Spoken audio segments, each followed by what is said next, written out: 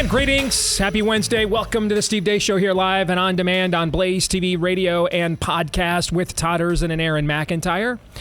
I am Steve Deace. We are brought to you by our friends over at First Cup Coffee Company. Go to firstcup.com.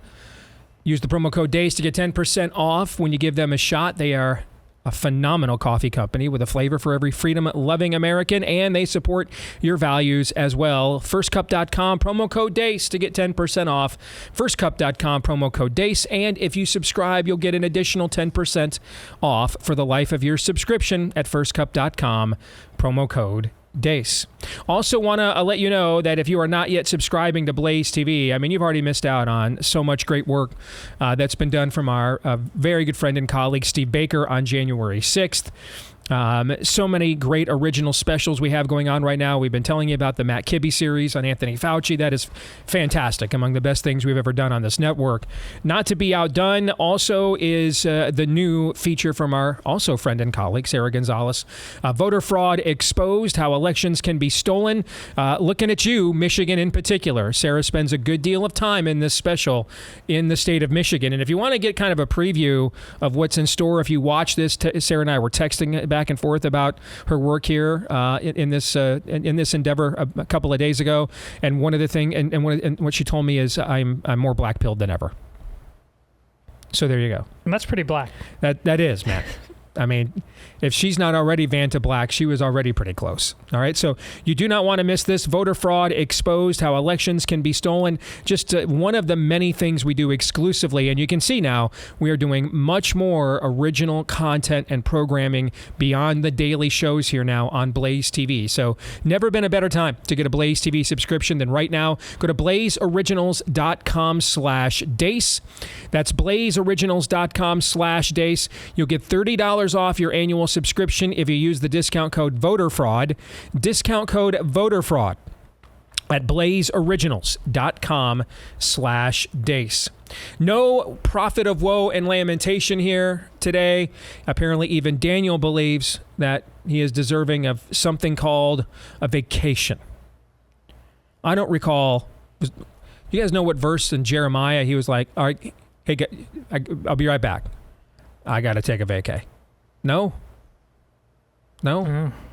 Questioning Daniel's bona fides. I think maybe I am. I mean, him and I may need to have a talk. I don't request.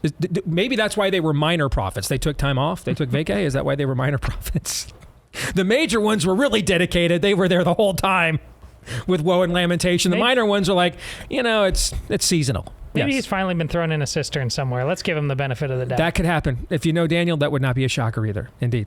So no Daniel Horowitz this week. So next hour, you'll get Buy, Sell, or Hold, old school, the way we used to do it originally, concurrently for an entire hour, and then we'll get through as many of them as we can. And the ones that we cannot get to, we will get to during the overtime today for Blaze TV subscribers when we go to record that. At the bottom of this hour, we're going to take a look at what the parallel economy has to say about what's happening in the overall economy and maybe the election. We'll get into that at the bottom of the hour, but let's get into this first. That's Aaron's rundown of what happened while we were away. What happened while we were away brought to you by impeccable timing. Shortly after his son's conviction on felony federal gun crimes, Joe Biden spoke at Everytown's Gun Sense University, which is an event used to promote gun grabbing and the curbing of the Second Amendment. They are so damn important. We need you. We need you to overcome the unrelenting opposition of the gun lobby, gun manufacturers, so many politicians when they oppose common sense gun legislation.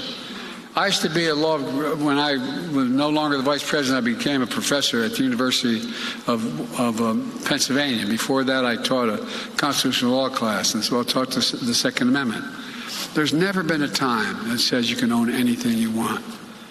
You couldn't own a cannon during the Civil War. No, I'm serious. Think about it. How many times have you heard this phrase? The blood of liberty. Wash of those. Give me a break. No, I mean it. Seriously. And by the way, if they want to think to take on government if we get out of line, which they're talking again about, Well, guess what? They need F-15s. They don't need. As Greg Price at the State Freedom Caucus Network points out, Joe Biden, in less than a minute, claims he was a professor at UPenn, which he never was, claims he taught constitutional law class on the Second Amendment, which he never did, says you couldn't own a cannon when the Second Amendment was implemented, which you could, and ends by failing miserably to say the phrase, the tree of liberty is watered with the blood of patriots. The blood of liberty. Wash it, though. Give me a break. Yikes. Secretary of State Antony Blinken yesterday announced he's lighting another $400 million of your money on fire by sending it to Hamas sympathizers in Gaza. Department of Homeland Security Secretary Alejandro Mayorkas went on ABC News over the weekend to detail how his agency is making sure would-be illegal aliens are having a safe journey to the southern border. We have increased the number of refugees that we will accept from the Western Hemisphere. We have built safe mobility offices in Colombia, Ecuador, Guatemala, Costa Rica to reach people where they are so they don't have to take the perilous journey. In completely unrelated news, here's ABC News again yesterday. We have learned that 8 migrants who entered the U.S. illegally across the Mexico border have now been detained tonight, suspected of having ties to ISIS. Here's Aaron Katursky. Tonight, 8 migrants from Central Asia who entered the United States illegally through the southern border are in federal custody over suspected ties to the terror group ISIS. Rear Admiral Buttigieg, your thoughts? I also hope that most Americans can understand the difference between a flag that symbolizes, love and acceptance and signals to people who have sometimes feared for their safety that they're going to be okay, and insurrectionist symbology. And I'll just leave it at that. Monster update. Meet Bianca Ellis. She's the woman accused of randomly stabbing to death a 3-year-old in a department store parking lot in Ohio recently. A 3-year-old's mother was stabbed as well, but she survived. Here she is in court as her charges are being read to her, smiling and smirking. Ellis had been released from law enforcement custody without a hearing just 4 days before she stabbed that 3-year-old to death. It was recommended she get a psych evaluation after she told cops she'd murdered someone and had multiple warrants out for her arrest. According to John Solomon at Just the News, a longtime employee of the FBI lost his top-secret security clearance after FBI officials asked witnesses whether that employee was known to support former President Donald Trump if he had expressed concerns about the COVID jabs or had attended a Second Amendment rally. That top-secret questioning of witnesses who knew this employee yielded the answers that were unfavorable to that employee, and so he lost his clearance. There's a lot more to that story, and you can read it all at Just the News. And finally, 41 years after NC State's men's basketball championship victory, that was the Jim Valvano Survive and Advance squad, the Cardiac Pack. Members of that team are now suing the NCAA, claiming the organization has used their names, images, and likenesses without compensation for going on a generation. 41 years later, they're suing. And that's what happened while we were away. Aaron's Montage brought to you by our friends over at Birch Gold. We recently had some monumental news that no one is talking about for the first time in our nation's history. Get ready to celebrate, folks. The interest we pay on the national debt surpassed every individual budget item except Social Security. I mean, I can't imagine why they don't want to celebrate that. I mean, this wasn't cause for a rose garden ceremony. I mean, if all the government spending is compassion, we're the most compassionate we've ever been. We should be celebrating this, correct? Mm-hmm. Indeed. That's right. The U.S. now spends more on just interest than on national defense or even Medicare, and it's only going to get worse. That's why savvy investors, central bankers, and concerned savers are turning to gold, something not tied to the inflated U.S. dollar. And you can too, with the help of our friends at Birch Gold. For over 20 years, Birch Gold Group has helped thousands of Americans protect their savings by converting an IRA or 401k into an IRA in physical gold. To learn more, just text Steve to 989-898 and claim your free, no-obligation info kit on gold. Text Steve to 989-898. That's text Steve to 989-898 for your free and no obligation info kit on gold today. Texting Steve to 989-898. All right, let's get to some of the items in Aaron's montage.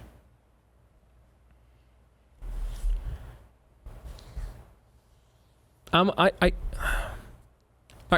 there's two things I kind of want to, I think I want to touch on. Well, there's multiple things I'd like to touch on, but there's a couple of subtleties within items that Aaron mentioned that I think, subtext here, that I think we need to address.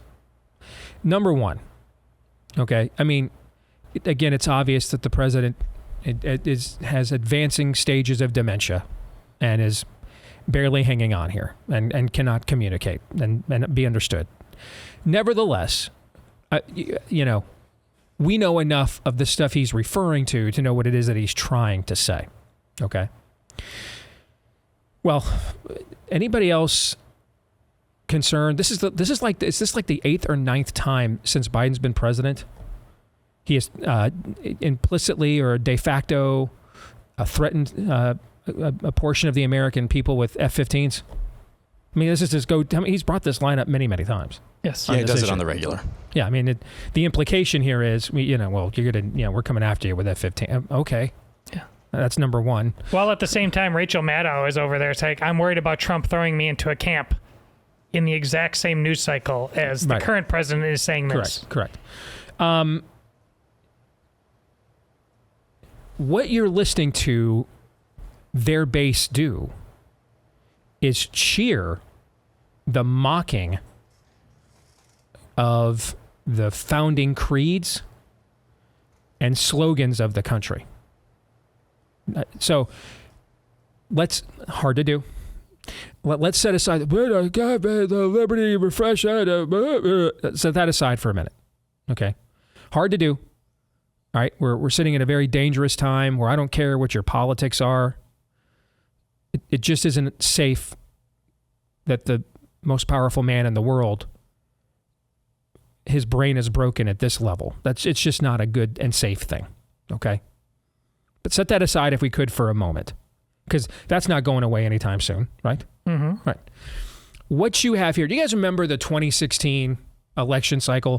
Do you remember what caused me to walk out live on the air one night? I was just so disgusted. I know you remember, because it was the one night we were still a syndicated radio show for Salem back then. And so we've got almost 100 affiliates around the country, and Aaron is on vacation. And so you are running the board for this, fairly large radio network that we are on. Okay. It's like 10 o'clock at night, right? In the middle of the show. And I just can't take it anymore. I just unhook and I walk off. I admit I am triggered. I'm having a meltdown. Do you remember what it was? Well, it was Hillary Clinton getting to the right of Trump on. Yeah, I'm virtually trying to on patriotic imagery. Yes, yeah. Yes. Watching them wave American flags when just 4 years ago they booed God, right, at the 2012 convention. Now they're passing out constitutions and waving flags, just total gaslighting us. Okay. And I just was beyond flabbergasted at that. And I didn't know how to respond. And I just got really triggered. Not proud of it, but it happened. It's part of the record of the show. I'm sure that podcast is somewhere in our RSS feed. If you go back, if you're industrious enough to go back that far, okay. But I just lost it, man. And you're sitting over there like, we have chocolate, Kim vanilla, Pearson strawberry. Was on too. We're looking at each other like, what do we do? Do we throw it to break? What do we do? Okay, because we're on a vast satellite network nationally across the country, so you can't just throw it to break whenever you want. There's regimented segments here because computers are running stations this late at night. Even if we could, I didn't know how to do that. Yeah, so. Yeah, exactly. This is why I have a get out of jail free card henceforth. Like if you tell me to do anything technological, I can turn up the thermostat. No, I'm not doing anything. No buttons, nothing. Because it's very clear to those of us who have ears to hear, that this is a political party that doesn't believe and share those traditions. It didn't back then. It was pretty obvious. And they're just gaslighting us, and we were letting them do it. Now they're not even attempting to lie to us anymore. That we don't have to, whenever dementia patient speaks, it does require an interpreter, but we don't have to interpret the meaning of these kinds of comments anymore. You see what I'm saying? It doesn't require, and I've said this before, we're at the era where people like Rush, and Glenn Beck and Michael Reagan and G. Gordon Liddy, the guys who were kind of at the vanguard of the explosion. The first generation people after Rush basically created this industry, who were the first generation of people to then come in and become household names in conservative talk radio nationwide, right? They would be among those kinds of names, right? And You know, you and I grew up listening to those. So all three of us did. Now, okay. And we would often hear these guys say, let me tell you what they really mean when they say stuff like this, you know, and where this is going to go in the future if we don't, right? How many times we hear those shows growing up, right? We're at that moment in time now. There's no interpretation beyond the dementia dialect. There is no interpretation required. You understand he can't remember anything off of his script. He can't even Ron Burgundy the thing. But if you love and believe in the founding creeds of this country, you know what he's trying to say better than he does, right? You get it better than he does. And they're just mocking it. They're just jeering it. It's a point of scorn to them. I think this is something that's very important, a subtext that I think needs to be marked here. You know, I remember when we unearthed the video in Obama's first presidential campaign in 2008. There were two videos that were very damning at the time, and then ultimately we thought they were damning and made no difference. The Jeremiah Wright stuff, right? Mm-hmm. And then there was another video where he talked about Christians clinging to their guns and their Bibles. Remember this too? Yeah. These two, and now we tried to make hay out of that. Unfortunately, we decided to nominate John McCain, who was frankly to the left of Barack Obama on a handful of issues, and to the left of all of us on all of them. So it didn't work out. Okay, didn't work out to make hay of those kinds of things when your own nominee is like, stop calling him by his actual name. It's racist. His real name is Barack Hussein Obama. Stop using his name. It's racist. His name is racist. See what I'm saying? So, I mean, that didn't work out for us. Okay. But those things had to be found, right? Like the Obama campaign in 2008 wasn't like openly just sharing that. Hey, here's who our guy, you don't know who this first term freshman senator from Illinois is? You want a little background on him? Well, here's his pastor. Damn America. No, didn't do that, right? That wasn't on the BarackObama.com website. They didn't have like an entire page of Jeremiah Wright sermons they were really proud of, right? Mm-hmm. They didn't do that, right? You didn't go on the Barack Obama presidential page. The Obama 08 campaign essentially invented micro-targeting and robocalling. You didn't get like a mock text on your phone from Michelle where she was like, hey, we really want you to see this video of Barack we're really proud of. And he's talking about you all being bitter clingers. Didn't do that. They're doing it now. Now they are. Now we're just going to openly run on, oh yeah, we are completely iconoclastic here and we want to totally and wholly undo the things that founded the country, not to mention we hate them and we mock them and scorn them. While cameras are rolling now, publicly, in a campaign event. I think that needs to be noted in that clip. Beyond the inaccuracies, I mean, Joe Biden has been lying and plagiarizing, man, since 1987. It cost him his very first presidential run, okay? Back when we still had some semblance of honor left in America. But great work by Greg Price unearthing all that stuff. And I highlighted it on Twitter yesterday, too, his work. And great job by Aaron to highlight it. But I want to make sure we don't miss the subtext here. This is all coming under the backdrop of mocking, jeering, and scorning founding creeds and slogans of the country. They're ingrates. That's number one. Yeah, worse than that, it's not a losing strategy. It's actually a winning strategy, Steve. This is from Jon Stewart on nose off, as Aaron said, is the phraseology of all this.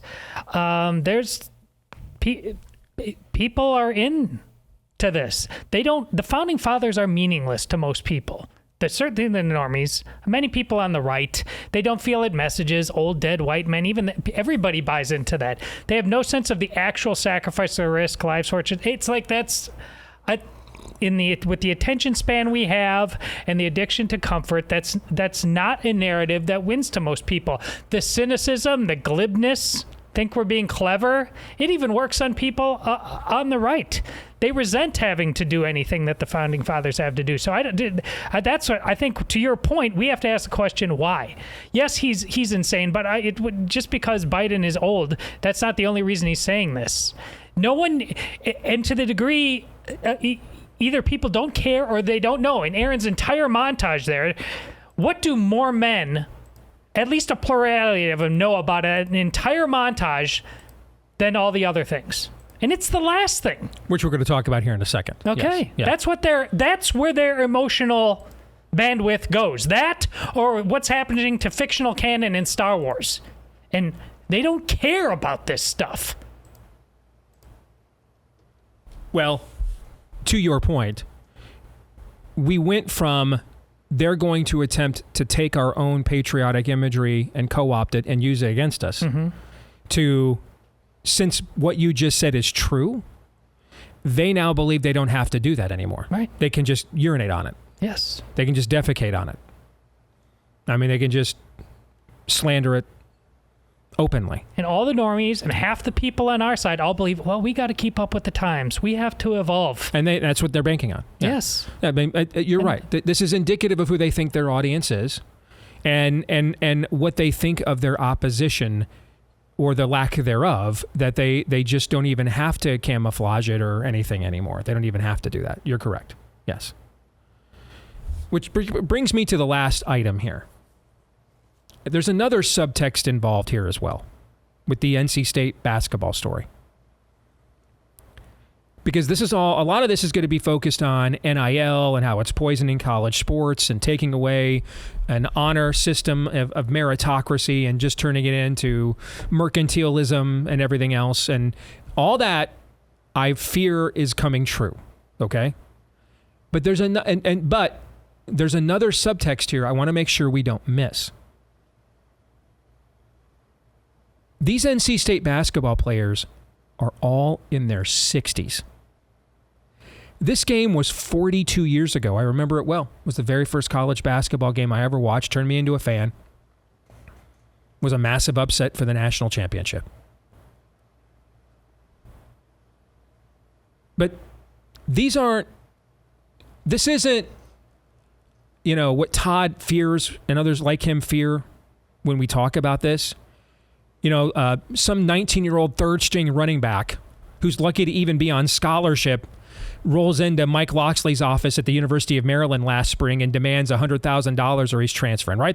That's most of what we're talking about here. Right? Giving this kind of level of leverage and power to young people who have no maturity level whatsoever.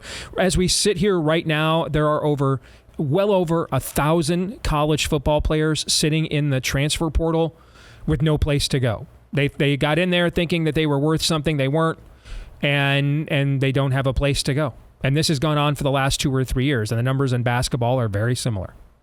Right? So this cautionary tale of giving this amount of leverage to young people who have really done nothing in life. They've not raised a family, not built a business, maybe haven't even voted in an election yet. And yet, the corrosive influence of giving them this level of power and how it's driven coaches from Nick Saban to Jim Harbaugh either back to the NFL or retirement. Nick Saban openly said, I don't want to coach these kids anymore. Literally just said this. Didn't put it in that blunt of words, but that's what he said. When he said, I don't want to coach like this anymore, this is what he meant. That's what he meant. He goes, listen, man, we had boosters at Alabama, took care of kids. They did that. I didn't have to worry about that. But now you're telling me I got to sit in my office and I got to daily negotiate with 19-year-olds? No, I'm not doing that. Nope, I'm out. Made my money, won my 6 natties. I'm the GOAT. I'm going out to pasture and enjoying college game day. Got to go do that for a living. This is worse. This is the generation that should know better. They're in their 60s. Almost no one can name any of these NC State players. Unless A, you're an NC State fan from this era, or B, you're a nerd with a photographic memory like me. I can even remember Gary Bender's call. Wittenberg, oh, that's a long way. And then Billy Packer, they won it on the dunk. Thurl Bailey catches the air ball and dunks it in to beat Phi Slamma Jamma. Now, very few people have this level of knowledge of useless facts that I have. It's my curse or gift. Okay. Most people, though, all they even remember about that team is the coach who's dead. And he's been dead for 30 years. He's dead. He's dead, Jim.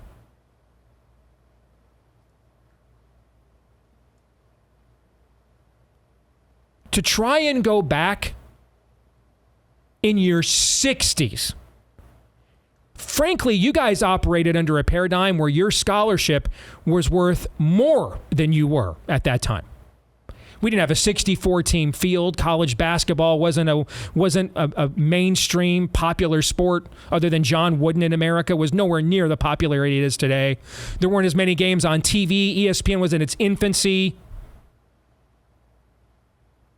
If anything, the financial remuneration you were getting from your scholarship at that point in time was worth more than you were. And to come back now and claim some form of lost damages in your 60s, this is the most boomer story of all time right here. When you talk about a generation that just essentially broke America and set every precedent that is now being used to undo absolutely everything, this is just a vehement example of this.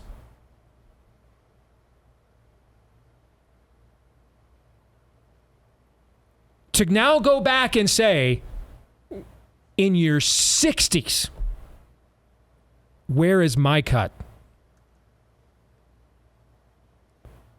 I just... This whole thing is happening because of men in their 60s, though. I agree. The whole thing. I agree. That's why it's perfect. And it's why all my told yous keep coming true.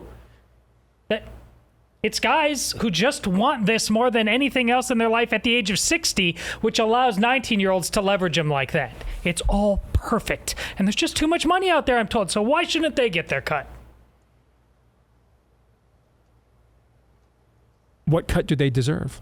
None of them, you know what I think, none of them deserve any cuts, but I'm told reliably by everybody else there's just too much money to say something like that. So this is perfect. This is poetry.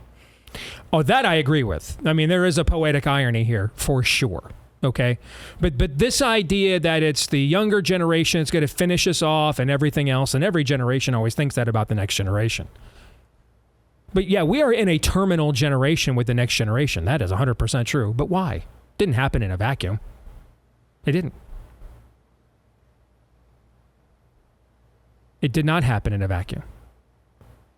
Kate Ashbury gave birth to the let's just legalize weed and, be a burnout and a stoner loser that is in virtually every state. I go back to my old home state of Michigan. I mean, no matter where you go in that state, man, there are more roadside signs now for weed in Michigan than there are for cars. There were more roadside signs for weed in Michigan I saw last year than in California, for goodness sakes. All the rainbow jihad stuff you're seeing all came out of the sexual revolution, same era. These are just the fruits of all of this. And so if 60-year-old men are like, hey, I didn't get my cut 40 years ago, when there was not a cut, it wasn't $1 billion event, wasn't worth that much. And I'm going to go back now and try to retroactively get mine. Where do you think the third string running back at Maryland who went into the coach's office last spring demanding $100K? Where do you think he learned that from? Where do you think he got it from? I hope they win, and that every athlete that's ever been in one shining moment, honestly, goes back and sues them all, and this brings the entire thing down. This is an absolute joke, folks. And you care more about this than all the other things we talk about on the show on a regular basis. This is just... In a strange way, it is. I mean, you are watching the laws of sowing and reaping, for sure. But that's it. But the generational aspect of this, I think, that's another subtext, I think, in this story that needs to be highlighted. These are men in their 60s.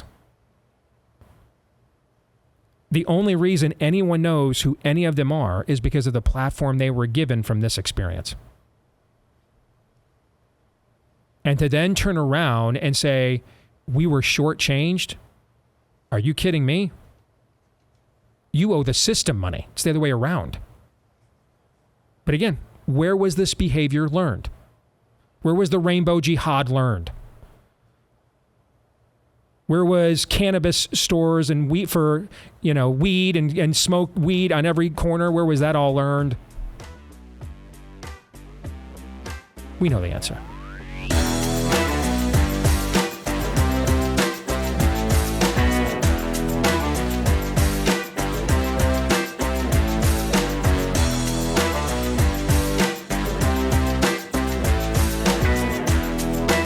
Well, we're going to talk about the need for a parallel economy here in a moment. But that's a good segue to talking about our friends at Patriot Mobile, who have been on the cutting edge of that necessary parallel economy. For a decade now, they've been America's only American mobile phone provider. No more do you have to give money directly to mobile phone companies who hate you and hate your country. You can give it to people that love you and love your country instead. I got to tell you, I'm not sure I can think of a national event on the right I've either attended or spoken at in the last few years that Patriot Mobile was not one of the sponsors or presenters there. That's just anecdotal confirmation of how they take the money that we give to them and they put it right back into defending the values that we share with them. I mean, one of the places I spoke at the Rise Up conference in Pigeon Forge last weekend, or 2 weekends ago, was the Patriot Mobile Center. They sponsored that conference hall. So they have an outstanding customer service team. When you go to make the switch, you can keep your phone, use that occasion to upgrade your phone if you want. You can keep your number. You can change it if you want, just to make those relentless Republican robocalls even harder to reach you. It's a game that we're playing. And all of us are losing. Okay. But anyway, you won't be a loser if you make the switch to Patriot Mobile. If you are a veteran or first responder, let them know when you go to make the switch. They have extra ways to say thank you for your service. All of us, if you use My Name's Steve as your promo code, you'll get a free activation with the promo code Steve when you go to patriotmobile.com/Steve today. Again, that's patriotmobile.com/Steve. Some alarming numbers from a poll just conducted of over 80,000 small business owners. And why does this matter? Well, because small businesses, they employ the majority of people that are not employed by government in this country. They do the majority of the private employing in this country, and it's private employers who are actually, and their employees who are funding the government and the cost for all the rest of us. Listen to these numbers. 22.4%, so more than 1 in 5, said their business, quote, would definitely not survive, end quote, another 4 years under the current administration. Another 26%, so more than 1 in 4, said quote, their business probably would not survive, end quote, another 4 years under this administration. Is that bad? I kind of think that it might be. That's why we have Aaron Youngren here from Red Balloon. He's got a brand new book out too, by the way. You want to check it out. Undiscovered Adventure, Conquest, and the Search for Great Products. And the reason why he's here, it's because his organization is who put together this poll for us. So it's good to have you on the show here, Aaron. Welcome to the Blaze, brother. How are you? I'm doing great. Great to be here. Thanks, Steve. So those numbers, put those things into, I tried to put it into some context for the audience, pointing out that small businesses in America, meaning businesses that employ fewer than, usually, what's the number that's usually associated with that? Fewer than 100 people is kind of what we're usually talking about with that kind of a number, right? That they employ, the majority of private employment in America comes from these kinds of small businesses. So I tried to use that factoid to kind of put your polling data into context, but, provide some further context for us about how dire of a situation potentially that is. Yeah, so these are not VC-backed commie, two nap rooms and kegs in the corner type startup businesses. These are businesses built on hard work, many of them built up over generations. And they are looking at collapse under the current administration. And as you said, you put those two numbers together, that's about half of the small businesses that we polled. If in your town, Des Moines, businesses that you grew up with, businesses that you rely on, people that their names, if half of them collapsed in the next 4 years, that would be a terrible tragedy. What in particular is this administration doing other than everything that is making it tougher for the small businesses that you surveyed? Is it because what I'm trying to figure out here is how much of this is fixable? If it's overall the size and scope of government, we kind of just speaking truth here on this show. Let's just be honest, man. There's nobody running this year on doing anything, serious about that. And I don't think most Americans, frankly, are serious about limiting the size and scope of government. So are there more specific things like energy policy, for example, compared to where something as simple as gas prices were? And energy independence in 2019, pre-COVID, compared to where we are now, which, transportation's required for many of these goods and services these companies make, or even the ingredients or components that they use to make their products and services require transportation. Those costs go up. The cost of those things go up. You reach a price point that people can't pay anymore, right? So what specifically are we talking about here? Yeah, there are three specific things. The first thing, 80% of the businesses that we surveyed said that their supplier prices have gone up in the past year. So there's simple economic realities here, right? If you charge $2 for a cup of coffee and it costs you $2.50 to make, you're going to go out of business pretty quick. So there's the economy, right? That's obvious. What's maybe not so obvious is the increasing entitlement that employers face in the workplace. This comes through things like an ever rising minimum wage, or just a message, that's handed down from on high that anyone who has more money than you obviously is evil and hates black people, for instance. So that's going to implode inside a workplace in a hurry.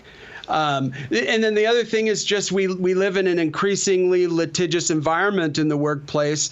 Much of this is actually driven from the top. The EEOC increased the number of lawsuits it pursued by 100% last year.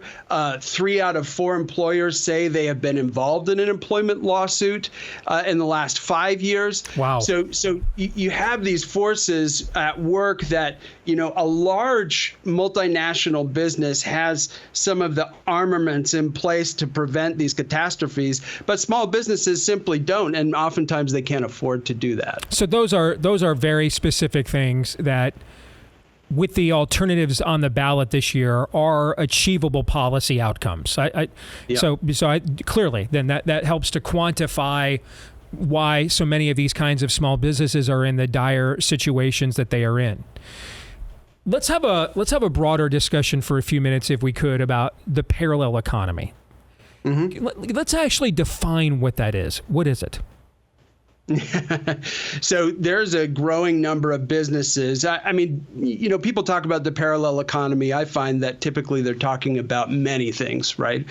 But there is a groundswell of businesses that, when they look to their supply chains and the services that they rely on, they say, look, we have seen the Parlors of the world. We've seen many businesses get their legs cut out from under them by some of the most powerful corporations in the world. So just for my business to survive, if the political environment gets hot, I actually need to know that the people that I'm doing business with are going to have my back. And then not only that, but hey, since the largest businesses in the world are, putting trans people up as their mascots, loudly proclaiming who they are, trying to trick my kids into, being gender confused, why can't I actually fly my values out front and win over some people that agree with me to my side, to my products? Where are we at in the parallel economy? You just heard us talking about one of our partners here at the Blaze, Patriot Mobile. They are very active in this space. They've been very successful. They have therefore been very philanthropic and generous in putting that back into pro-faith and pro-American causes and events. How common are they in this space? I think, frankly, it's very early. I think it is actually pretty easy to slap a freedom flag on someone else's hard work and create a carbon copy of a service and call it the new freedom economy. I think we have to do a whole lot better than that. We have to build products that are competitive in the marketplace, competitive enough that, even if someone doesn't agree with our values, they say, well, I wish I did because I wish I could use that service, but I hate those guys.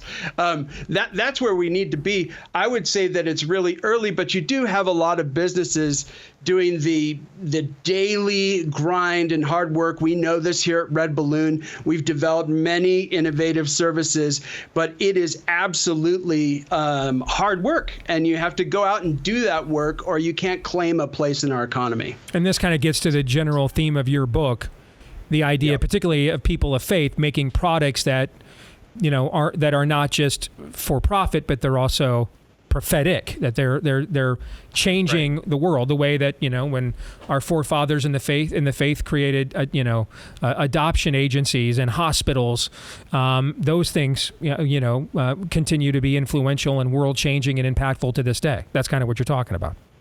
That's right. Most people don't think that they can get up on a Monday morning, go into their office, sit down and type at a computer all day and have a white knuckle thrill ride of an adventure. And that just proves that we're really doing it wrong. Proverbs 25:2 says that the glory of God is to conceal a thing, but the honor of kings is to search out a matter. Mm-hmm. So God has hidden secrets and discoveries all over in the world that he created for us. It's our job to get out and go out and on behalf of our neighbor, find those things, discover them, and deliver good into the world. How much would we have to change the current Christian view of the purpose of work and risk and profit to do what you just talked about? Oh, a lot. I think a lot. I was afraid that was the answer. That's why I asked the question, but go ahead. Yeah. Right. That's right. I think a lot because it does require risk. It does require diligence. It does require excellence. It requires a view of the work week that isn't just the thing I have to get through as if it were taxes in order to get back home and play baseball with my kids. I mean, that's fine, but why not bring your kids into the adventure? There's the old myth about the enterprising young man who has to leave the family business in order to go out and find his enterprise. Well, what if our families were so ambitious that the most ambitious thing that he could do was to stay home and continue the mission?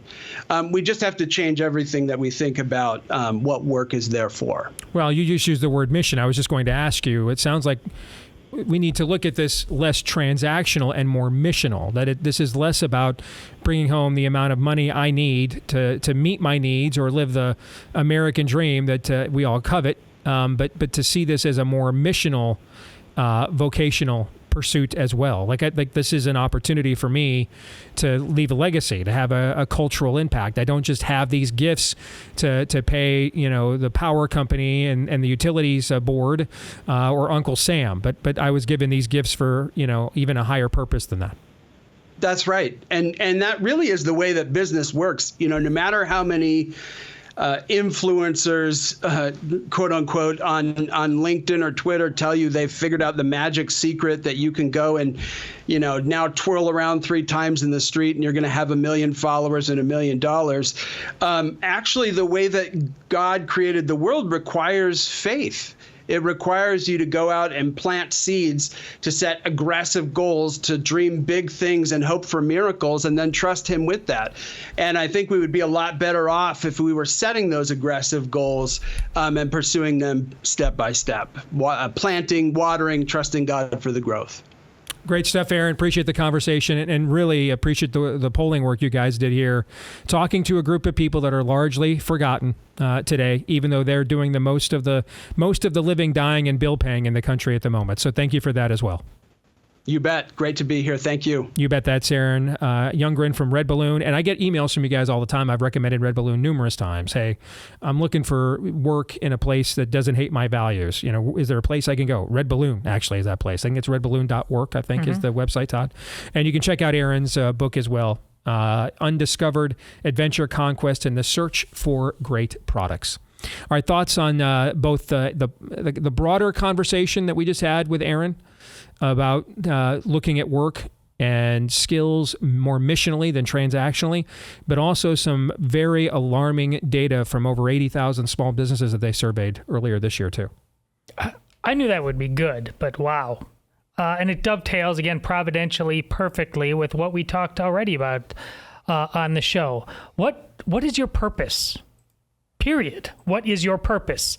And if you First, apparently my purpose, if I won a national championship and became famous from it and everybody remembers my name, is to then, like an ingrate and an ungrateful bastard, go back and sue people who are long ago dead because they didn't pay me enough money for it 42 years ago. But those are apparently the exact that's my same purpose. guys who are turning all of college football, a business, and college sports into what it is. This guy, if you live your life like this guy and approach business this way, it would be unthinkable to do what we're doing with college football. And you would never tell youth that they deserve it, because we're talking about souls and we're talking about destiny, real genuine meaning and purpose, which first and foremost takes care of all manner of business before you talk about your leisure time. We don't do that. Everybody just living, working for the weekend. That song is a lie. If you live your life that way, that's a road to hell. It is devoid of meaning and purpose. I've said many times that we're, by and large, a country full of people who are grifting off of the fumes of the people who built this country. And where that comes into this conversation is that the vast majority, I believe, of the people who built this country, and I'm talking about the rank and file, I'm talking about the average man and woman, they didn't have the choice to be comfortable as they built this country. The settlers, the colonists, they didn't have that choice. In order to survive, they had to be fruitful. In order to survive, they had to be productive. In order to survive, they had to be ingenuitive. Like ingrates, though, we think there is a choice.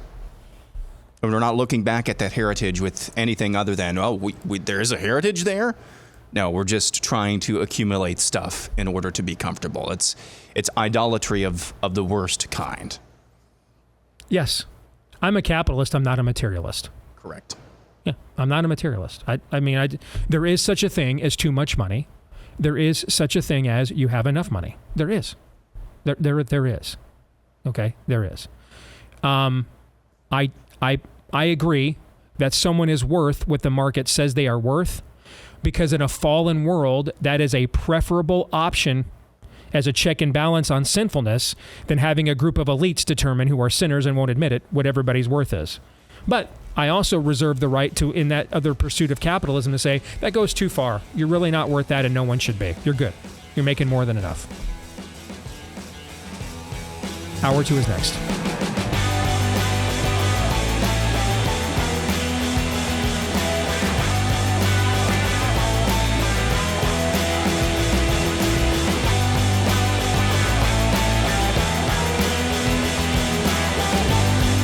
All right, back here with Hour 2, live and on demand on Blaze TV, radio, and podcast with Todd Erzin and Aaron McIntyre.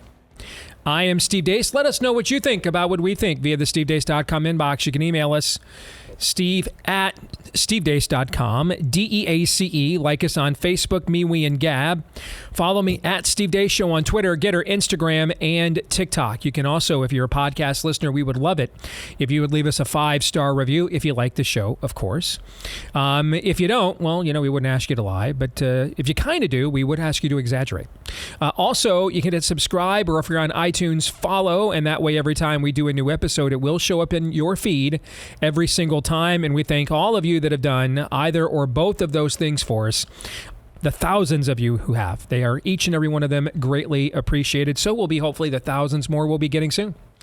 This part of the show, speaking of the parallel economy, which seems to be the theme so far today, that is something our friends at Constitution Wealth are trying to build as well. They are the Patriots' choice in wealth management. They want you to know that if you're trying to limit the amount of purchases you are making to businesses that hate your values, they offer you the opportunity to extend that when it comes to your own retirement as well. They can help you divest from ESG, DEI, other woke schemes that are killing both the country and bogging down your portfolio. And they can help you put your maybe most powerful weapon to prophetic use, your money. while helping you to yield a profit as well. So this is your opportunity to work with them to build the parallel economy. You can work with an investment firm comprised of professionals who are patriots just like you.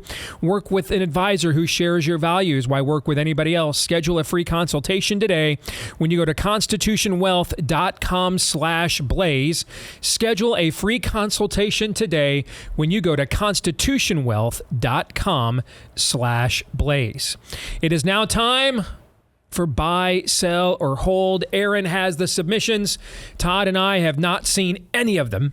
We will be reacting to them in real time, and we look forward to that. Todd, you and I will then decide, are we going to buy it? Are we going to sell it?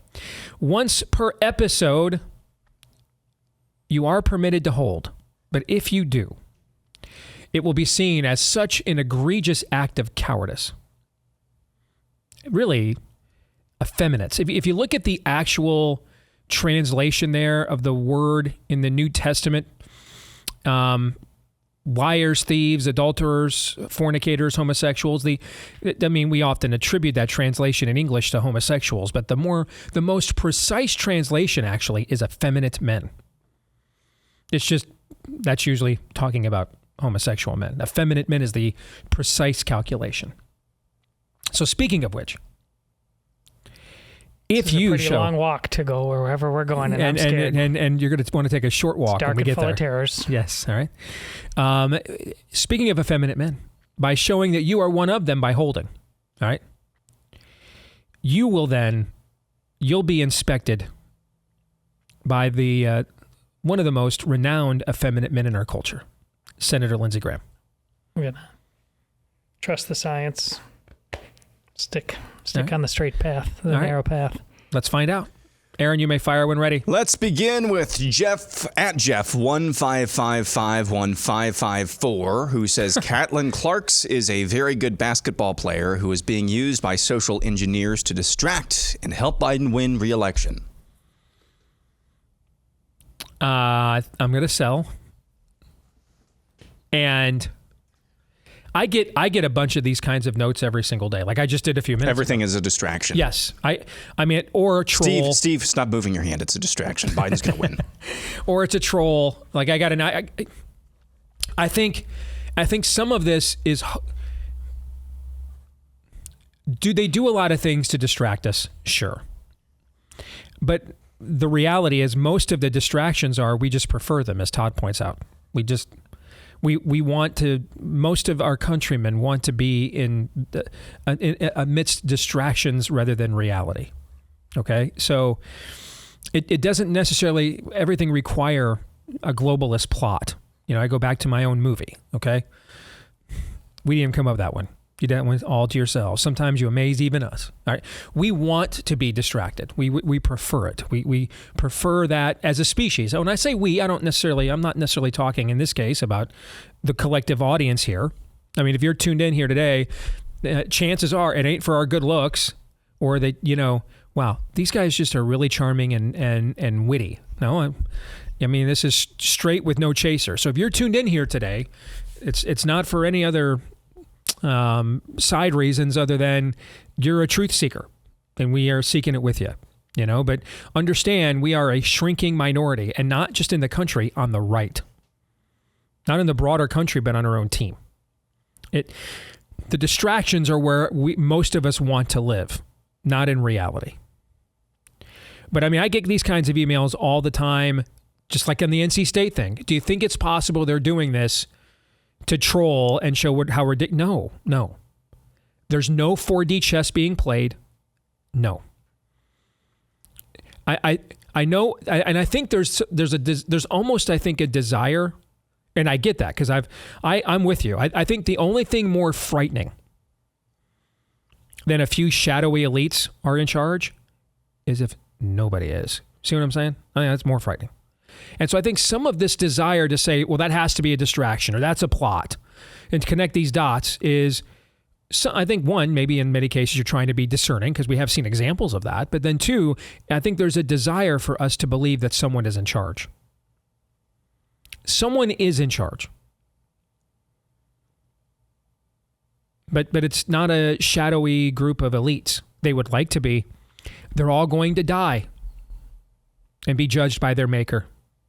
And they'll all be dead a lot longer than when they were ever alive. He's in charge.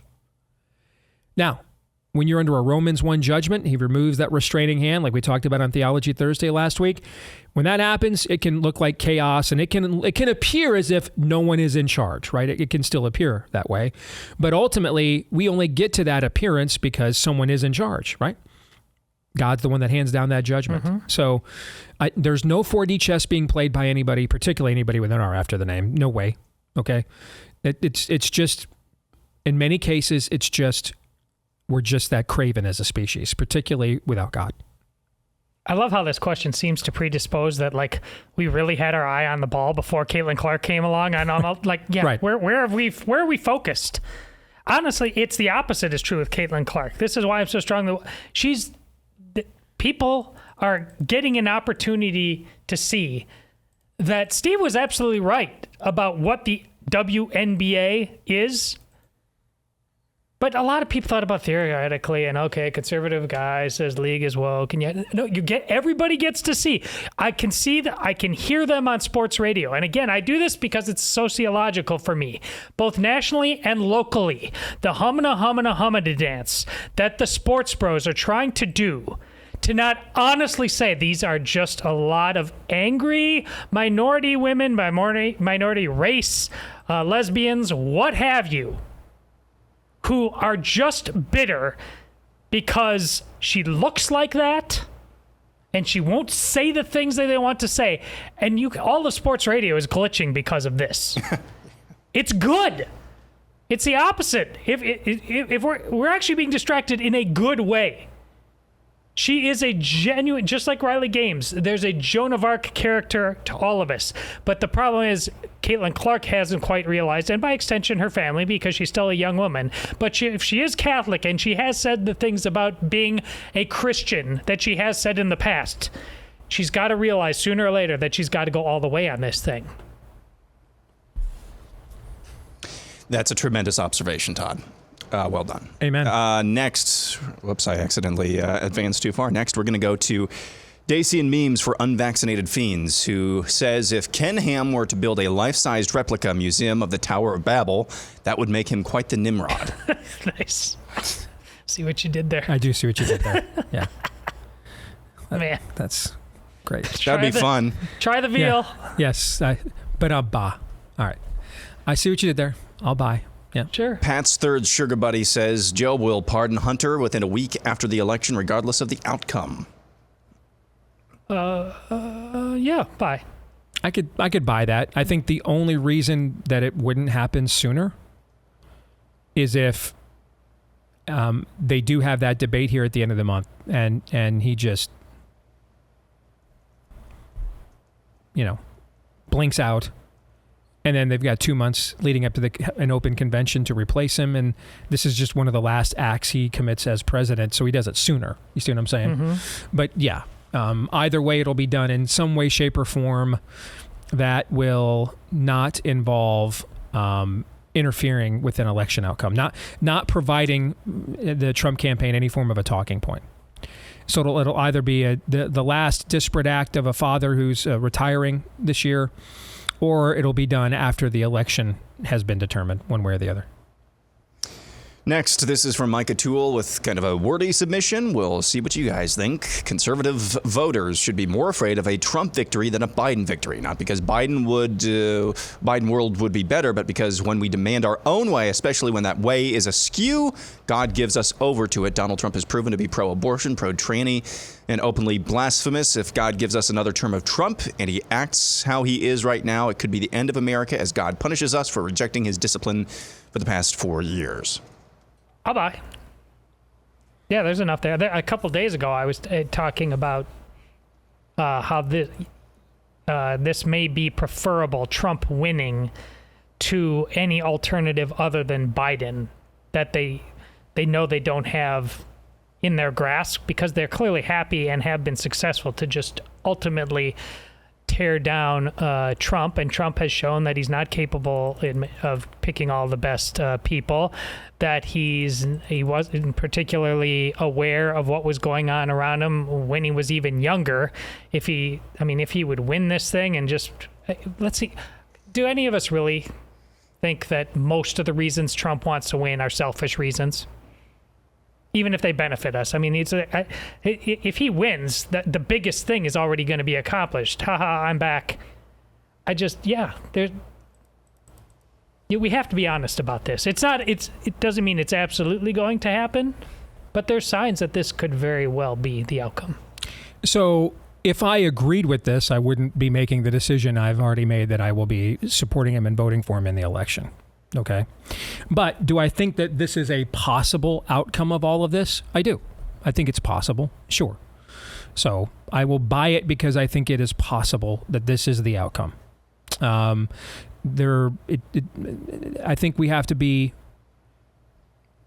I think as a general rule in this era, we all need to be very careful about not making sure we do not even turn righteous causes into idolatries. And then once we do that, we no longer check our own motivations.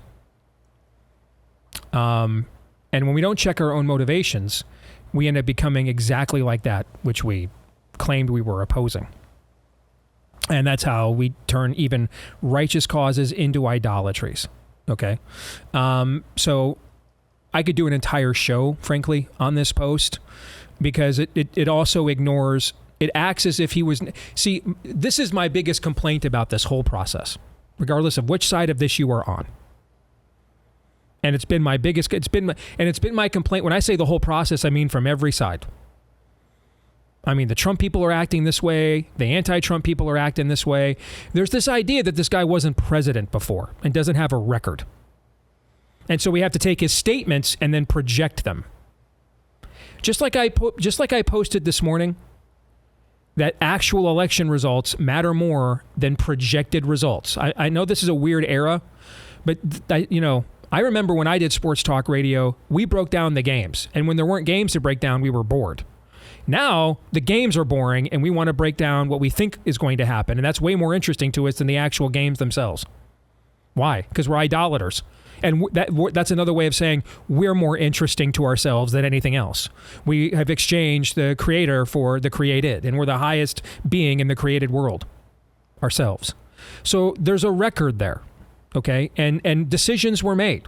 And some of the things that Todd pointed out are part of his record. There are other things that are part of his record too, okay? That prior to COVID, everything that we're currently complaining about, everything was in better shape than it is right now. Everything. True. That's part of his record. So I think it requires a broader debate than just the time we have right here. But what I appreciate about this post is that we have to always be willing to ask ourselves these kinds of questions. Okay? Because it's a little bit like the women pastors debate. Every time this comes up, that someone's in favor of women pastors, they will always point to who in the Bible. Who will they always point to in the Bible when they're for this? Every time. Well, depends on who you ask, but... I mean, people that are biblical, who do they point to? Deborah. Deborah is who they point to every single time. Why is Deborah who they point to every single time? Because there's no Linda. There's no Tracy. There's no Marge. There's no other examples to point to. So they have to just point to Deborah. That's always the one example, the one exception. Well, here's the thing about Deborah, okay? Yeah, she was anointed. She mocked the men who would not lead. She told them it was their job to lead, not hers. And if they weren't willing to lead, then they would be disgraced forever by the fact that they wouldn't go without a woman leading them. She mocked them for it. Not to mention, Deborah is anointed at maybe the absolute, at least prior to the invasion of Nebuchadnezzar, the lowest point in Israel's history is in what book of the Bible? Judges. Deborah's in what book of the Bible? That one. Which means we're taking a moment from one of the worst times of God's people, when they are their most craven, their most debased, their most negligent, decadent, and heretic. And we're saying that's the example that we want. It's from those circumstances that the ideal should come from. No. It's from those circumstances exceptions need to be made. You see what I'm saying? No, the exception actually proves the rule. Exactly. And Deborah proved the rule by mocking the men who would not lead. So that's the exception there. We do not want to use the time of the judges as the ideal for anything in the church, guys. Nothing. Absolutely nothing. Nothing. A book whose tagline is Israel had no king, so everyone did what was wise in their own eyes, is not what to base any form of orthodox idealism from. No, it's a cautionary tale. Similarly, is it possible that Donald Trump is Samson? I've been making that comparison for like the entire time. I hated the Nebuchadnezzar comparison. Remember that? That was the first thing. It was like Nebuchadnezzar. So hates God and he's going to die out in the wilderness because God sentenced him to act like a wild animal for after all the great things he sees God do in his life. He denies him yet again. That's the Nebuchadnezzar made God's covenant people eat their own filth and drink their own urine. There's a reason why you didn't grow up with any of your friends in the neighborhood whose names were Nebuchadnezzar. Not a good comparison. Not good. The better comparison is Samson. Just a guy that's frankly almost broken beyond repair, but yet has enough guile in him that God is using him for a very specific period of time to do righteous things. That's possible. It's also possible that we misread that. It's also possible that it was Samson the first time and it's Saul the second time. I don't know. I have my opinions on this and they change daily if you ask me. But I think we need to be willing to always check ourselves the way that this original poster does. Always. Always. The minute we are convinced our own excrement doesn't stink, we are toast. God can do all kinds of great things through us, regardless of our moral imperfections, our intellectual shortcomings, our lack of social station. But the minute we lose our humility and begin to ponder, yeah, I got this. I got you, God. I got you. I just ripped one off a butt cheek, man, and it smelled exactly like rose water. Let me do it again. The minute we get there, we're doomed. That's the thing, God. It's not that he can't overcome it. It's that he won't. So I think we should always be willing to consider contrarian takes like this. Always. Doesn't mean you have to agree, but we should always be willing to consider them. So that's why I'll buy. Steve, you're a bigger poker expert than I am. Is a pair of fours a good hand? Depends on what everybody else has. Yeah. But generally speaking, would you go all in on a pair of fours? Unless I was at the short stack and I couldn't afford any more blinds or antes, no, I would not go all in. Is a pair of fours better than the guy across the poker table who's got a gun out and is about to shoot you? Is a pair of fours better than that? Unquestionably. I'd rather play the pair of fours. Unquestionably. Yes. Yeah, so that's how I see this. Yeah. Joe Biden's the guy who's got the gun out under the table and is going to shoot you regardless of what you have. Donald Trump is like a pair of fours. Not the worst hand you can get. It's not a royal flush either. He's not even half a dose of a panacea. That's a commercial right there, Aaron. Honestly, you just wrote it. He's a pair of fours. I dare you to do better. John Bielek has this pretty bold claim. 1963 was the year we lost our country. Obviously JFK, but prayers in schools, mass migration to inner cities, explosion of the FDA, and the counterculture are just a few developments of that period. It's all been downhill ever since. 1963, buy, sell, or hold. That's the exact year when things started to go down. Well, the Supreme Court case he's talking about was Engel versus Vitale. I mean, I'm not saying it was a banner year, okay? It is quite likely U.S. intelligence assets just assassinated a U.S. president in broad daylight in Dealey Plaza, okay?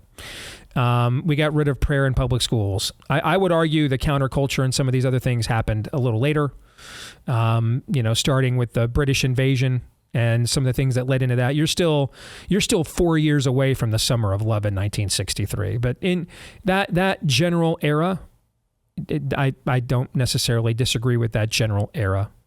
So I'll buy, even if I don't agree with some of the specifics of the post. Yeah, I will buy because the most important thing is the trend line, and that's what modern Americans, and starting with 1960. I mean, it goes further back to World War II, but you have firmly planted roots in the 60s in terms of the middle class. And again, the middle class, that's ultimately, that is about comfort. And the more we've built on our sense of comfort and security on multiple fronts, I think we really have to recognize, if you're people Steve and I's age in particular, that this is true. Because for a lot of people, you tell them something like this, they think you're talking to a Jehovah's Witness. This can't compute. What are you talking? 80s were great. 90s were great. Look at all this. And I've got all my stuff. And even this is what I do on weekend. And they can't even compute this math. And I think that trend line is undeniably true. Any more thoughts?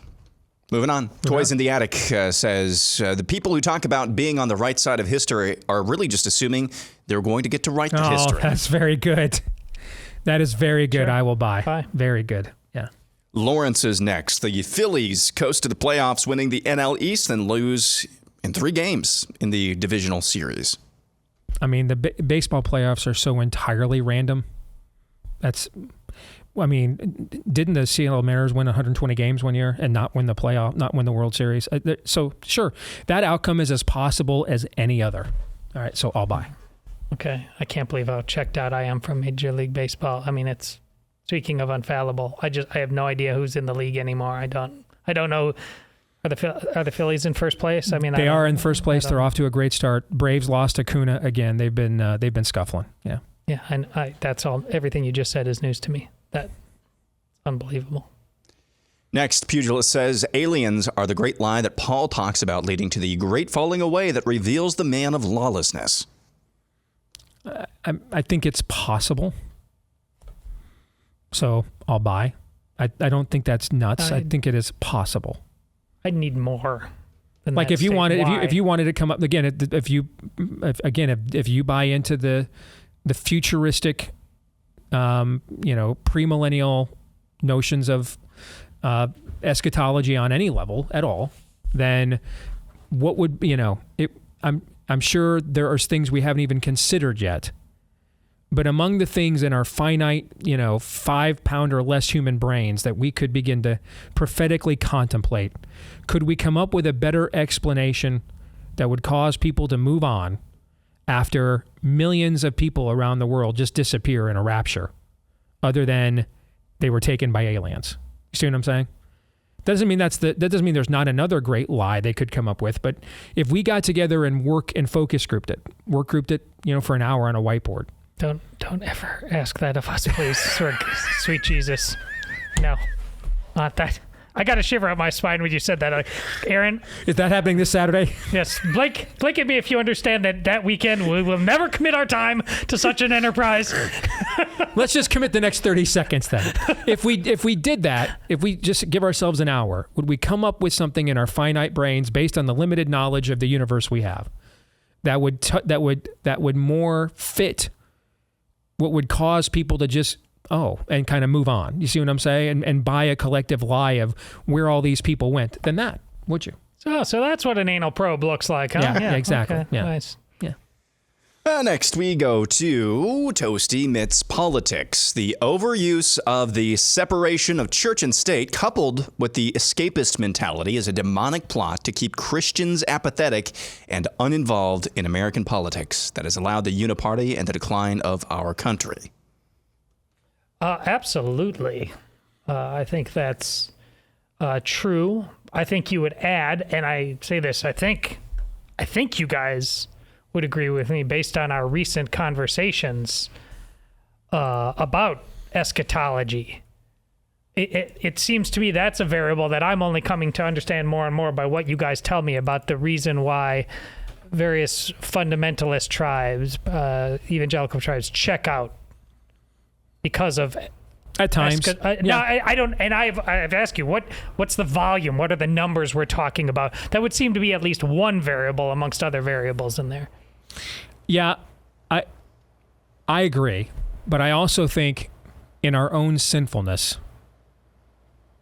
we would do some of this totally on our own. In our own sinfulness, we would.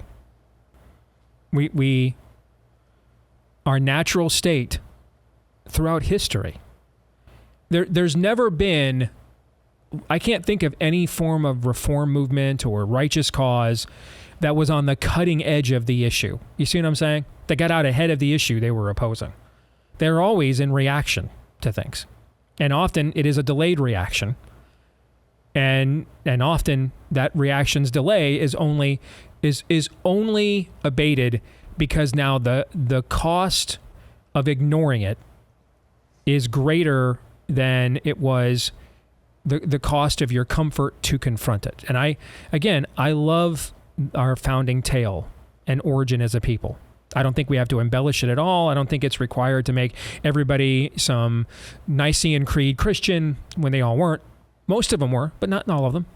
I don't feel the need to not mention that Benjamin Franklin made his wife raise a child that wasn't even hers. Okay, that he had out of wedlock. I don't need to scrub any of this, because the fact that it still providentially turned out the way it did, despite the fallacies and weaknesses of these men, is indicative of how exceptional and special it is. So I don't need to scrub it. You know, I don't need to whitewash it. You know what I'm saying? Mm-hmm. But and along those lines, let's recognize it wasn't like, oh man, here's the first tax, war. It wasn't even like, oh, here's the second tax, constitutional convention, and we declare independent. No, guys, even in their time, when there wasn't social media, so things weren't moving like this all the time, this went on for well over a decade before they reached a breaking point. Well over a decade. I mean, they even as much as we revere their heroism, their original inclination was not to go too far to rock the boat. Got a lot to lose here. And it was only when the point came that, okay, yeah, I know these wars are going to be fought on our ranches and our plantations and our farms and in our towns, but now that it's pretty clear the king's just going to take all those things, anyway, even if we don't fight, might as well fight. You see what I'm saying? Mm-hmm. So this is not unique.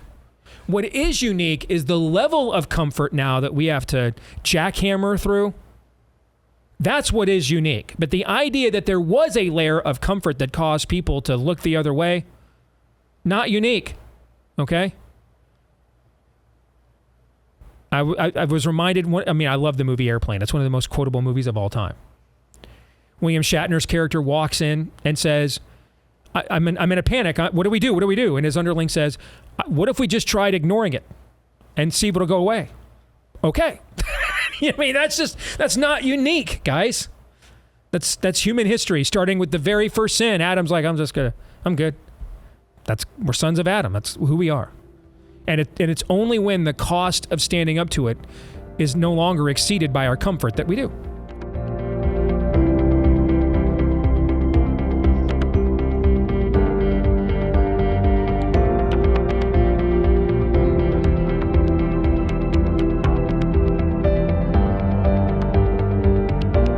So folks, we've got a special announcement for you here. This is a one-time opportunity I'd like you to join me for. Our good friend Rick Green and his organization Patriot Academy, they have built a unique firearms training program in Texas. It combines handgun defense training with classroom training on the Constitution, civics, and culture. Not only as this may be the best firearms training in the country, but the fellowship and discussion time you're going to get during the class is inspiring and revitalizing as well. That's why I'm excited to announce that myself and Daniel Horowitz are going to be teaming together to host an event November 16th through the 18th at Patriot Academy down in Texas, a special 3-day constitutional defense course. And consider this also your kind of post-2024 election wind down as well. All right. It's just located, the campus is just outside of Fredericksburg, Texas. It's going to be the first time that the three of us have ever attended one of these classes together. So you not only want to join us, but you can bring your spouse, kids, friends, anyone else who loves the country and wants to spend a few days with us discussing the topics that you hear every time you guys listen to our shows. If you'd like to attend this from November 16th to the 18th with myself, Daniel, and Rick, Okay, you can register now by going to patriotacademy.com/Steve.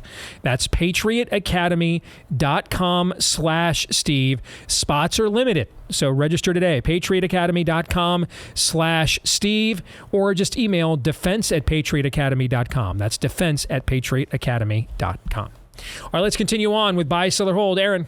Uncontested Deace 2 Electric Boogaloo has these two new icons, logos for both of the parties. Democrats, of course, with the snake with the stars, and the Republican National Committee with the sheep and the white stars. I love buy, it. Sell, or hold? Was it good? I gotta get high on my own supply. These were my ideas, and he made them better. So I gotta buy. Thank you very much. Appreciate that handiwork. I love that. Yeah. Next is Anyone Else Smells Sulfur has this. The newly crowned Miss Alabama is beautiful, stunning, and brave, and not at all unhealthy or emblematic of our decaying society. Look at the rolls. I saw a community note on one of these. It's not like Miss America. It's some other pageant. I don't know. I don't know. I don't follow pageants. I don't know anything about them. You don't? I don't. Yeah, I don't know. But I did see people community noting that she's not the actual Miss Alabama. Apparently there's, she's like punk rock Miss Alabama, I guess. The alternative rock Miss Alabama, I don't know. Okay. But as someone that grew up being athletic and involved in sports and then allowed himself to become morbidly obese and has now lost 130 pounds, and can just tell you the difference in the way that I moved and felt before I let myself go and put on all that weight compared to what I feel like now. There's just no way, shape, or form that this should be getting promoted on any level in the culture, accepted as a norm on any level in the culture. Doesn't mean we should shun people or make them feel terrible or anything of that nature. Okay. Losing weight, it's not as easy now as it used to be. And let me rephrase that. It's never easy. It's not as simple now. Okay. The way that our food used to be made, calories in, calorie out, was pretty simple. But I mean, if you're only eating 2,100 calories of food every day, okay, in any other era, you'd be perfectly thin doing that. But if those 2,100 calories are loaded with preservatives, fillers, high fructose corn syrup, and all the other processing they put in food, you know what I'm saying? I mean, the amount I've lived this. I know how hard it is to do this the old-fashioned way because I've had to do it, and I'm doing it again right now. All right, I had to lose another 50 pounds. I'm down about 30. So I know how difficult this is. I'm sympathetic to it. However, at the same time, I put myself in that situation. I mean, nobody came to me and held my mouth down and then just, force-fed me enough food to have me go from being athletic in high school to weighing 400 pounds. Nobody did that. I did that to me, and I had to own that. And so I'm not in favor of destroying people over this, particularly given the way that our food is often made nowadays and the processing of it and everything else. But under no condition should this be celebrated or emulated or promoted or incentivized in the culture whatsoever. No way. Correct. Next up, we go to Jeff Flora. True forgiveness makes these 4 promises. Number 1, I will not dwell on this incident. Number 2, I will not bring up this incident and use it again for you. Number 3, I will not talk to others about this incident. And number 4, I will not allow this incident to stand between us. Buy, sell, or hold. That's a pretty good rubric for actual forgiveness. That's beautiful, man. Yeah, I think that's... Yeah, I don't know if it's ultimately comprehensive, but it doesn't need to be to make your point. I think, to think more deeply about it being than just a feeling or an emotion. Yeah. That's beautiful and very poignant. Amen. Bye. Next, Stephen Skinner, Mount Rushmore of horror movies. Number 1, The Omen. 2, Poltergeist. 3, Jaws. And 4, The Shining. This would not be my list, but Do you consider Jaws a horror movie? Yes, okay. For the time. Yeah, for sure. And I'm fine with Jaws being on there because Jaws is also Jaws is the movie that created the summer blockbuster season, essentially. And The Omen was the movie that created the idea of advanced marketing a year in advance of a movie. And George Lucas saw 20th Century Fox doing that with The Omen and said, hey, we should start doing this with Star Wars. Okay. So The Omen, I think, is the greatest horror movie of all time. The Shining is at worst number 3 on the list. I think The Exorcist has to be on the list. It's the highest grossing horror. You guys know they released that movie on Christmas Day, by the way? The Exorcist was a Christmas Day release. Like, did not know that. I mean, imagine you're like, hey kids, we opening presents and let's go see The Exorcist.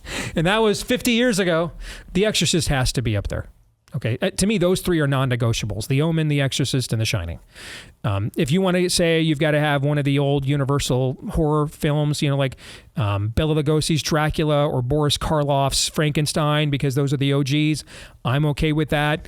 If there's something more contemporary you think should be there, that's fine. If you just want to put Jaws there because of what it meant for the history of the motion picture industry, it basically created Steven Spielberg. It created the summer blockbuster. I'm okay with that. But The Shining, The Omen, and The Exorcist has to be on that list. And then I think the 4th spot is entirely negotiable. But your list is, all those are great movies, so I'll buy it. Yep, I'm fine with that. Next, random one here. Country Squire says the best movie politician is Charles Durning as Menelaus Pappy O'Daniel. Menelaus. Or Pappy Menelaus, okay. Menelaus Pappy O'Daniel, the governor of Mississippi, in O Brother, Where Art Thou? That's a pretty good poll. I didn't know we needed this, but I love the poll, but I'm probably going to offend somebody. I hate that movie. I know people consider it a classic. Isn't it the Odyssey? In a way, yeah. For rednecks, I hated it. Couldn't stand it. Wasn't my thing at all. Didn't jive with it at all. So, I'll buy though, because I think that's a quality poll, like Aaron said. I'll buy. I've only seen it once, and I'm almost indifferent. I don't really, other than the song, I don't think I'd even remember much about it. Yeah. But I don't remember having a bad reaction to it either. So I'll just sell it. It obviously didn't ring true to me. Next up, we got a Merle 23. Caitlin Clark, playing with the best players in our country, would only highlight her talent and increase her popularity. That's why she's not on the team. Correct. Yeah. And well, one of the reasons. The fact that she's straight and white and that would happen is why she's not on the team. If she was, if she was gay and white, that'd be fine. If she was black and straight, that'd be fine. But the fact she's white and straight, and that will happen, is the problem. Yes. And there's been reporting from multiple sources that the players on the team were concerned about the blowback that they would get if she was on the roster and not playing enough minutes, and they just don't want. Yeah. And again, like I said yesterday, she doesn't require any marketing exception. She doesn't require goodwill ambassador exemption. Collegiate player like Christian Laettner on the Dream Team exemption. She is the only women's basketball player in that entire league who is top 20 in scoring, top 5 in assists, and top 5 in three-pointers made. She's the only one. She belongs on that team strictly on merit, period. And I know Jason Whitlock responded to the which person do you leave off? And he's like, any single one of them? Yeah. How about any single one? None of them? Because she's the only one that meets all 3 of those criteria. Exactly. But I didn't, even... You and I know who Diana Taurasi is, yes, right? Yeah. UConn, because of what UConn has been. But she's also like 45 years old or something. Yeah. Time is moving away, and we forget how. Apparently she is 42 years old, and this is going to be her 6th correct Olympics. She doesn't belong on the team. How about she's Caitlin Clark one. would absolutely dust her. She's 42 years old, and I'm not even saying it's her fault. I don't know anything about her, how aggressive she's been on. I know she's said some catty things about Caitlin Clark. Yeah, I don't care about any of that. A 42-year-old woman is not beating Caitlin Clark. In her whole career, she hasn't been able to do what the Caitlin Clark. And if Caitlin Clark was born then and she was born now, maybe the roles were reversed, but they're not. So how about we leave you off, Diana Taurasi? Yeah, she's 42. I heard one of the shows I was listening to debating this in the sports betting arena, which again I love because they just only care about numbers and outcomes. Like what we used to do in sports talk radio when I did it. We cared about numbers and outcomes, all right, not the drama. But pointed out, who is it? Nancy, one of the great early women's basketball players, and she was... she did color commentary even for men's games for many, many years. Nancy Lieberman Klein, that's who it was, okay? That she was in the first WNBA draft, and she was like 42 years old, all right? And she was like a first or second round pick, okay? This was early. First year of the WNBA, she averaged like 4.5 points a game, okay? And she is, if you are a boomer, Nancy Lieberman Klein might be the greatest women's basketball player to you of all time. Okay. And at 40 some odd years old, playing with young women, she was average. She could barely get, 5 or 6 points in a game. Diana Taurasi could not hold Caitlin Clark's jockstrap at this age. Could not happen. She doesn't belong on the team. The only woman that has a top 20 scoring average, a top 5 assist average, and a top 5 3-pointers made belongs on the team, period. If that person is not deserving of being on your team, then you guys are really terrible evaluators of talent. Keep in mind, by the way, she has top 5 in assists. She's on maybe the worst team in the entire league. Right? So we're not talking Steph Curry kicking it out to 2 or 3, kicking it out to Kevin Durant, okay, and Draymond Green. She's on the worst team in the league and still top 5 in assists. She's making all of them better. Some Sports Pro loser responded to the show yesterday saying, "Oh, Steve, you didn't even mention how many turnovers she has."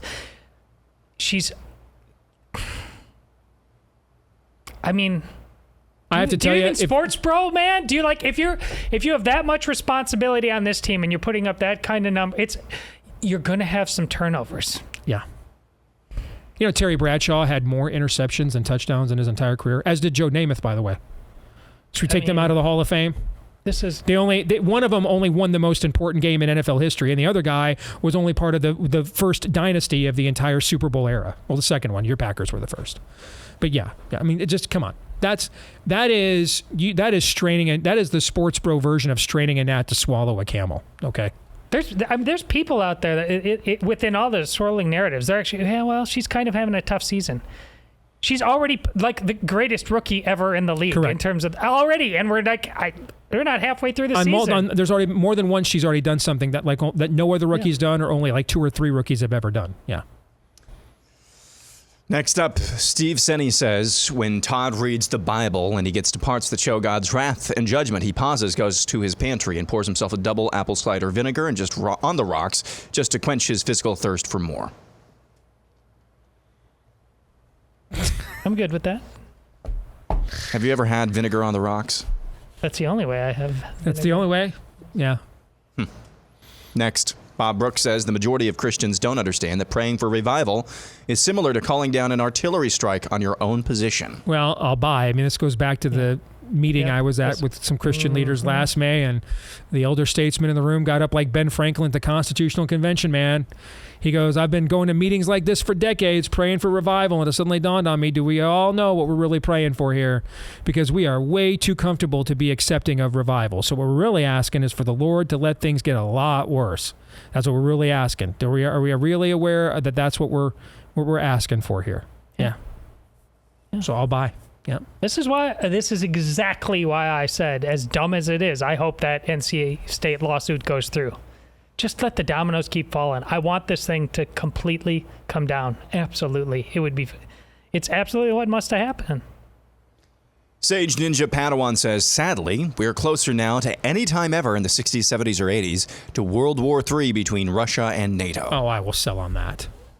That's not true. That's entirely not true. No. Let's not confuse. There was a Soviet Union. It was taking territories. It was putting nuclear weapons off the coast of Cuba. That's not true. Okay. If you want to say that we know of. What do you mean? I agree with you, but because of this bizarro world, what the hell's going on in Ukraine? I think it's a lot closer to World War III now than most people understand. Okay, that's not his proposition. I know, but I agree with you. I agree with you on that. I just don't think. But this idea that this wasn't a thing is not true. Okay. Well, I don't think he's saying that either. I think the point is I think that's clearly an implication. Clearly. Vladimir Putin maybe would love to be the Soviet Union as a threat. He's nothing close to that. Nothing. Which is entirely why I'm not in favor. Here's the thing. If I thought Vladimir Putin was that level of a threat, I'd actually be advocating we need to wipe this guy out right now before he does the stuff we're talking about. I don't think he's that kind of a threat. And I think that we are besmirching this history in order to justify wasting money in what you call the reverse Wakanda. The Soviet Union was a legitimate threat. It partitioned Western countries. It pointed weapons of mass destruction at Western countries. It ended entire civilizations. It murdered more Jews than the Nazis. All right? Stalin's death count was higher than Hitler's. This was a real thing. Absolutely. And I don't agree with the implication here that was somehow overrated. It was not. It wasn't. I don't think it's overrated. What's overrated is the importance of Ukraine. I just think it's underrated the danger of the situation now and the degree to which we might be the baddies on this front. Again, I agree, but that's not his proposition. I mean, even if he had set out if he had given me a proposition that said we were the good guys in the Cold War, we might be the baddies now, I'd strongly have to consider that might be true. But that's not his proposition. He's making a moral equivalency with what he compared, and I just don't agree with it. If I did, I'd actually be in favor of wasting more money and troops in Ukraine, but I don't. Next up, one more quickly before we leave. I'm Mr. Deborah's complete lack of surprise says Steve will use front hole euphemisms at least 4 times a week now. I've already dropped one last night. I saw that. Yeah, looking at this clip from The View going around that Joe Biden's the most religious president they've ever seen. If it wasn't true before you wrote that, it is now, brother. Yeah. The challenges have been accepted. That's the over-under. All right, I got to get busy living or get busy dying here. Yes. All right, we're going to stick around and do the rest of these in overtime for the subscribers. For the rest of you, we'll see you tomorrow, noon to 2 Eastern, right after Glenn Beck, right here on Blaze TV. Until then, Romans 8:28.